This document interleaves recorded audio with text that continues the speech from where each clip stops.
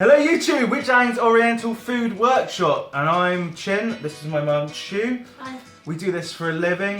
We get really good reviews from where we're from, so we thought, you know what, we'll share secrets of the business with you guys at home, so you can cook the food you love in the comfort of your own home. Yep. Yep. Right. Yeah, that is right. Today, we're showing you how to do the paste of a traditional, well, I say traditional, a takeaway style curry sauce. There are so many ways of doing this. Every takeaway has a different way of doing this. We're going to show you our one, well, our basic one, just the base point for you guys to go out and experiment with your own levels and stuff like that. This is your bog standard curry base. A massive thanks to Graham Charlton, Mark Ditchfield and Higgerty for suggesting this for us to do for you guys. I'd like to say thank you to Ratana Giles, who owns his own takeaway in Scotland, for commenting on my videos as well. So thanks for that. Right, okay, with any curry that a Chinese takeaway does, you have to start with doing a base oil. These are just the standard 6 ingredients. You have a litre of oil here, a full bowl of garlic, a quarter of a chopped leek, 2 celery stalks, 2 white onions, and half a toe of ginger. So what we'll do is we'll be cooking all of these up into an oil. We'll do that for you now. The spices we'll be showing you next is the second stage. This curry paste is done in 2 stages. This will make at least between 15 and 20 curries, but it will keep for ages in your fridge. So if you find a good plastic container, it'll keep for ages, won't it? Yeah. Okay, so you add a litre of oil to a pan. You switch this on. Now it doesn't have to be hot for this stage. You can get your onions, celery, your leeks, The garlic put on later on. and your ginger. This is all done on a lowish heat because you're not trying to. You want to be careful that you don't burn the ingredients. You burn the ingredients and you're never going to get that oil back. It's going to taste burnt. You want to put it on get it up to temperature and then put it down to a very low heat. You're trying to cook the moisture out of this. Okay, so now the garlic goes in. And then this will take another 20-25 minutes, yeah. If it takes longer, don't be surprised. You really do need to dehydrate this. Now we'll cut to the end result. Okay, so this is what you're looking for. It's all dehydrated. At this point, you can let it sit in its own heat and it will carry on cooking. Any further than this and you've gone too far. Any darker than this, you've gone too far. So yeah, what you do next is, we'll do that now, but we suggest you wait till it's cooled down before this next step, because we have to drain all those lovely ingredients out of the oil, because the oil is then used for our base oil to cook with. All this stuff here is too dry and too bitter now to put back into the curry itself. Some places do put it back into the curry. I feel that you can taste the bitterness if you do that, but you guys give that a go and see what happens. This oil here is also really nice to do stir fries with, or as a base to a artisanal thing, I think most people would call it nowadays. Remember, takeaway food is pretty much just fast food. We will do more artisanal stuff on our channel, but for the moment we just want to focus on telling you guys how to do all the takeaway stuff. Okay, so once it's been cleared, it's now ready to use for the curry. Right, okay, so here we go with the second part.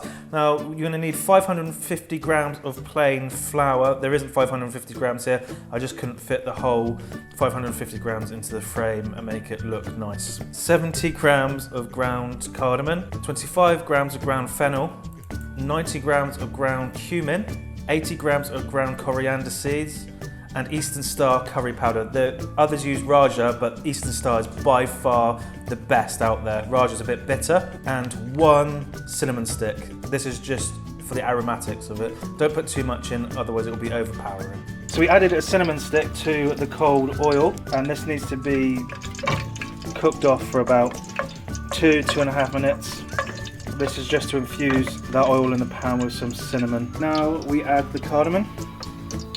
You don't want the oil to be hot. If it's hot and that goes in, by the time you've finished making this paste, it will be burnt and it will taste horrendous. You really don't want to. This is a delicate process. It's not difficult. You just got to be patient, because this whole lot, once the ingredients go in, has to cook for another 30 to 40 minutes, and well, depending on how long it's quantity. Yeah, on the quantity, and you can't really make it in small batches because it doesn't taste the same. Next to go in, fennel. Ground cumin goes in next. It smells coming up there, so good. And the ground coriander. Each one you need about 20 to 30 second intervals before adding the next. You want it to get a little bit heat up and let the ingredients cook off. Best to put it in this order, and you can do it in the other order, but it just tastes better in this order. Each one has different chemical makeup and therefore cooks differently. You just find that this order gets the best flavour. Again, this is a really basic curry that you can change to suit your local one. Some places put in star anise, cloves. Now when you can smell the cumin, it's time to add the curry powder. Chop it a bit at a time. Don't forget to stir and smile, okay? Yeah, don't forget to stir and smile. You are cooking after all, because this one hasn't been stressful for us today, has it, Val? Yeah, we're laughing now. Shouted at each other earlier. Maybe one day we'll show you a real live one. Yeah, behind the scenes. Yeah. So that's all gone in now. Give it a good stir. When our shop is finally finished, it's under renovation at the moment, but we'll be doing live streams from there as well when we're just cooking the stuff. So you can just sit back and watch two idiots run around like headless chickens. We shout at each other a lot as well. Yeah. You see the bubble coming out now? Yeah, it's time to put your flour in. And don't forget to stir, and make sure you stir right to the bottom and give it a good, what do you call it? Scratch, like you're scratching your back, okay? You're going to say butt then, aren't you? Back. Back. B-A-C-K. Yeah, your back. Right, add the flour, Ma. Add a bit at a time, not all of them. Otherwise it will just become lumpy. You do not want that. I mean, you're doing something wrong. Go home, you've done something wrong. Okay, just keep adding it bit by bit and bit by bit. Then it become like that. Give it a good stir. So far, only half of the flour has gone in. Make sure you don't want to stir it too fast. That paste might spat on your face. You do not want it. Well, honestly, if this stuff gets on your skin, you are in trouble. You've got to be so careful. I've seen people's skin fall off because they've got this stuff on their hand. It just sticks everywhere, and you try to wipe it off.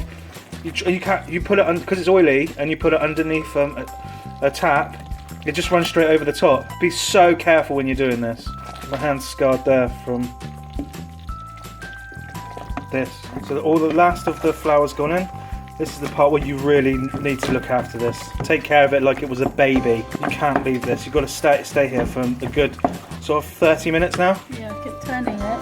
Constantly turning it. You do not want this to catch. The second it catches, it's going to burn. And it's going to ruin the entire thing. You can't save it once it catches because it permeates all the way through. This spatula is rounded. Not very good to use a pointed one, right? Yeah, you want a spoon rather than a spatula.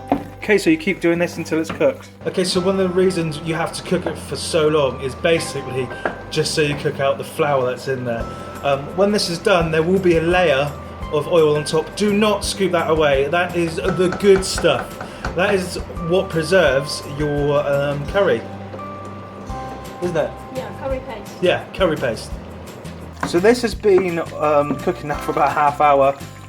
Could do with a little bit longer, but you get the main idea. You can now sit this on the side. It needs to cool down before you pot it up. It has to sit for about 2 days, wouldn't you say, Ma? Yeah, to let it mature. If you don't let it mature, it won't taste of anything really. It really needs to sit. The longer you can let it sit, the better. Okay, so you can see here it's been sitting for about 30 minutes and the oil has already started to come to the surface. You probably get about 1 centimetre to 2 centimetres worth of oil on the top. Don't worry, that's all good. That is meant to happen. Right, so here is the finished curry paste. We will be teaching you how to use this in the next video.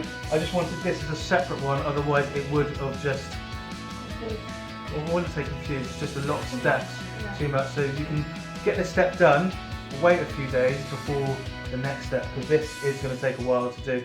As always, ingredients will be down below. Just watch us for the method. Anything else you'd like to add to that, Mum? Yeah, try it for yourself. Try it for yourself. Also, like I said before, a layer of oil will form on top of this because it will separate. Yeah. Well, the powders won't separate, the oil and the actual paste itself will. But that's really good, you need to leave that there. Why? As a preservative.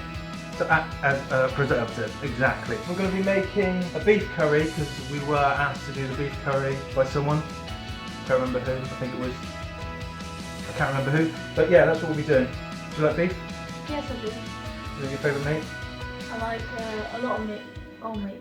You like all meats? Yes. Yes. She likes all meats. So, yeah, thanks for watching. Like, comment and subscribe.